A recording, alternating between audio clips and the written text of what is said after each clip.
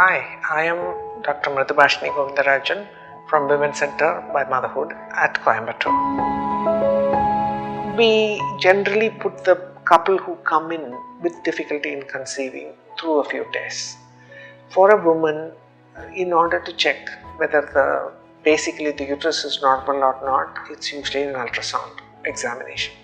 And the ultrasound examination is a vaginal ultrasound examination which tells us about the uterus. The lining of the uterus, which is the endometrial cavity, inner lining of the uterus, has to be normal. Sometimes there are problems such as polyps or small growths or fibroids in there which can block a pregnancy.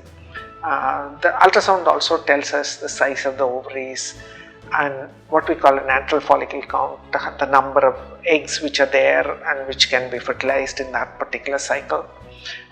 So that is done looking at the ovaries or any other pathology involving the tubes.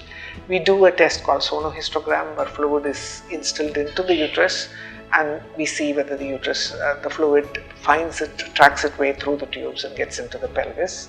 So this is the most non-invasive way of checking the tubes. If we need for checking the tubes at a higher level, sometimes we may have to go for a test called hysterosalpingogram, which is actually an X-ray. That involves a little X-ray exposure and injection of a dye inside the uterus, which will then find its way through the tubes, and you check it by taking an X-ray. Hormones are checked, and hormones can be at many different levels. The hormones can be at the pituitary level. Pituitary is a gland under your brain which controls the ovarian function, and pituitary hormones will have to work normally. Prolactin is one hormone, thyroid is another hormone which comes under the direct control of pituitary, and if these change, fertility also changes. So we generally, majority of women who are looking for fertility treatment, we check these hormones. We check the uterus very thoroughly, and these are mostly the female things. It's for ovulation, tubal patency, the uterine normality. Those kind of things are the ones which are checked initially. The male part of it starts with the general examination and semen examination and a semen culture, because sometimes infections are carried in the semen as well. And if there is any problem is shown there at all, they also go for their hormone analysis.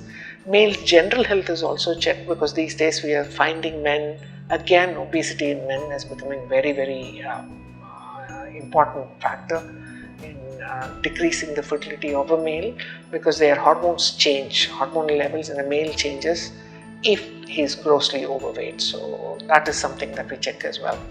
Final check is an andrology consultation or consultation by a male physician who's a specialist in male fertility.